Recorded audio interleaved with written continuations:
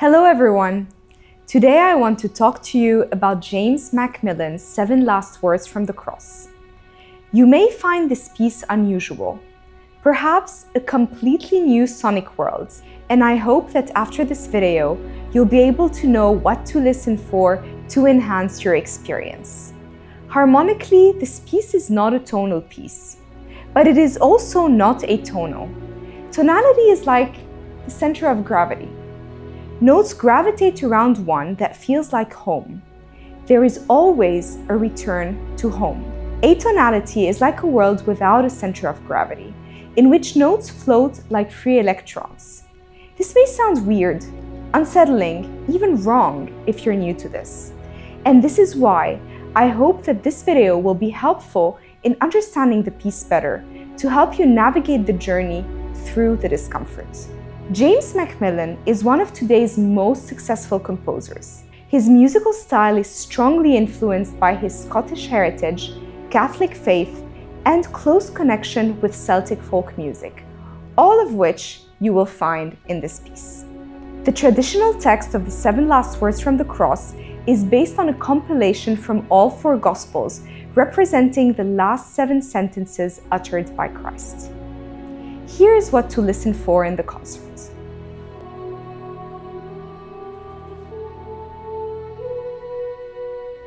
The work begins with a repeated motif, an ostinato, repeated over and over, upon which the rest of the music gradually builds. He uses this sad or weeping motif as a unifying unit, maintaining the feeling of sorrow until the very end. The opening melody introduced by the sopranos is made of 5 notes, a pentatonic scale, something often used in Scottish traditional music, especially Celtic folk music. This is important as the pentatonic scale will come up a lot in the next movements. The soprano and alto voices start adding up one by one in a canonic way until the violin fanfares emerge when the men start singing the Palm Sunday exclamation, Hosanna to the Son of David. There is a total sense of chaos that you may describe as cacophony. The composer is trying to paint the scene of chaos. We feel the crowd cheering Jesus' arrival into Jerusalem, and we feel the chaos of the crowd surrounding Jesus. Finally, the sopranos enter in a plain song monotone with the words from one of the Good Friday responsories from Tenebrae. The men's chorus begin to move in unison, eventually joining the ostinato figure sung by the 3 lower voices. There we have an exchange. The voices take the ostinato opening of the strings, and the violas play the pentatonic motif hidden in the texture, but always present. Voices die out gradually, and the sopranos finish the music alone, in what almost feels like a haunting incantation.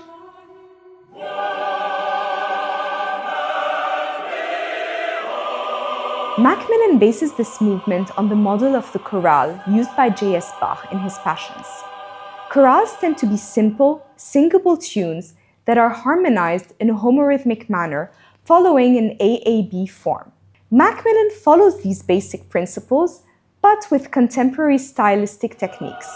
While Bach included a fermata, a stop, after each phrase of his chorales, MacMillan writes a lengthy caesura, long silences lasting about 3 or 4 measures. This creates a dramatic silence that is anxiety-inducing for both performers and listeners. Composers are usually scared of silence, but silence is as much a part of music as notes. While this creates unrest for the audience, it is particularly difficult for singers as they must keep in mind their last note so that they can re-enter after the silence. MacMillan uses the pentatonic scale again. The melody is made of 5 notes. And what's interesting is that these 5 notes are used on a small scale, the melody, and a bigger scale. Each new phrase starts with one of these 5 notes in order. In the B section, MacMillan introduces new vocal material. He uses the weeping motif in this section to create a crying sound. The staccatos can also symbolize the needles and pain.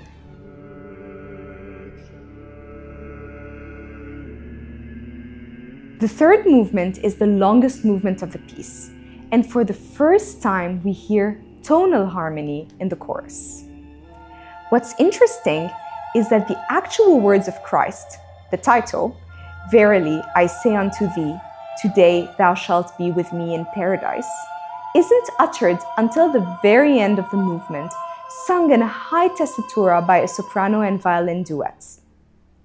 The rest of the movement is a setting of the Good Friday antiphon, Ecce Lignum Crucis. Traditionally, this text is sung 3 times by soloists, each time a little higher, and each time they are answered by the full choir or congregation. MacMillan borrows the melody of the A sections from the Gregorian chant melody, filled with ornamentation inspired by traditional Scottish ideas. The response, Venite adoremus, is the sweetest moment of the piece, accompanied by beautiful arpeggios in the strings and a gorgeous solo violin on the top of his range, symbolizing the light of paradise.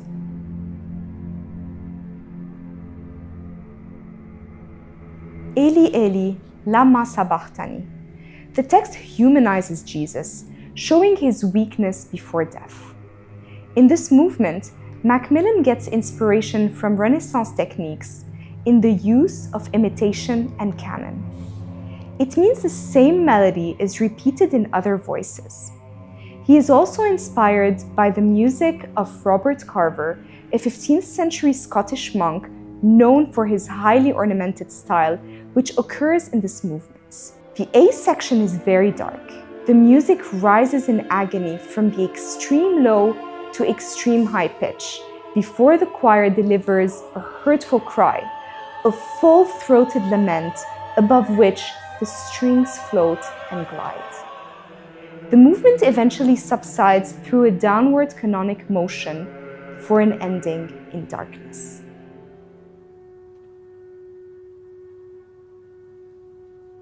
This movement is incredible in depicting an oral picture of thirst in music. He uses very long notes to describe the feeling of exhaustion, as if there is barely any life left in you. Even the long notes in the strings, without any vibrato, create an image of being in the middle of a desert between consciousness and unconsciousness. Total emptiness. MacMillan also requires the chorus to whisper the Latin text in a staggered manner, creating the sense of thirst and perhaps even hallucination. They depict Jesus Christ trying to speak when his mouth is completely dry.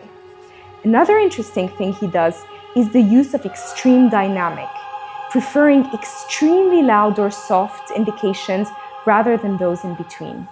He goes very quickly from pianissimo to fortissimo, as if whatever is left from your energy is used for a shout for help. This goes perfectly well with the composer's intention for the fifth movement, as he describes as deliberately bare and desolate.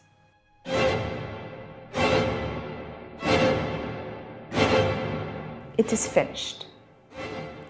After the pianissimo ending of movement 5, the sixth movement breaks the mood with violent string strokes in an accented fortissimo, sounding like hammer strokes. These strokes consist each of a cluster chord, containing all 12 chromatic notes sounding together. These aggressive strokes, repeated over 9 measures, dramatically represent the nails being smashed into Jesus Christ's hand and feet. After the 9-measure violent opening, the sopranos sing, "My eyes were blind with weeping," which is additional text from the Good Friday responsories for Tenebrae. The additional text is sung only by the sopranos, delivering a beautiful, floating and magical melody. The 3 lower voices are meant to support the soprano line by repeatedly singing Jesus' words, "It is finished." No string accompaniment is used. And then, the weeping motif ostinato from movement 1 appears again, the unifying thread of the work. As the movement ends, the alto, tenor, and bass parts stop singing, but the sopranos alone sing Jesus' question, "Is there any sorrow like my sorrow?"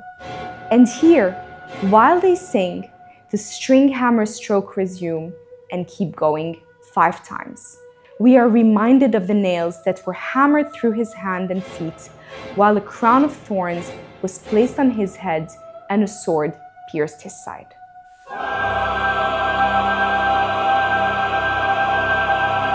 It is customary for composers to reuse material written in earlier movements, and many composers in history did this in their requiems. MacMillan does the same by reusing the musical materials from Movement 2. The final movement is in 2 parts. Part A includes the last words of Jesus Christ sung mostly a cappella by the chorus, and Section B is an instrumental postlude. MacMillan said, "In this final movement, with its long instrumental postlude, the liturgical detachment breaks down and gives way to more personal reflection. Hence, the resonance here of Scottish traditional lament music." Section A begins with an extremely painful shouting chord on the word Father, which is repeated 3 times. After 3 repetitions, the chorus fades through a long decrescendo on the text, "Into thy hands I command my spirit." The descending melody ends on F sharp, the same note as the opening of the piece. MacMillan describes this final chorus section as "the music descends in resignation." This gives way to the instrumental postlude. Eventually, all strings except the violin duet fade out, and MacMillan begins to depict the last moments of Jesus Christ on the cross. The violin duet plays long notes that gradually become shorter, with more space in between, leading to the final silence, symbolizing Jesus' last breaths on earth.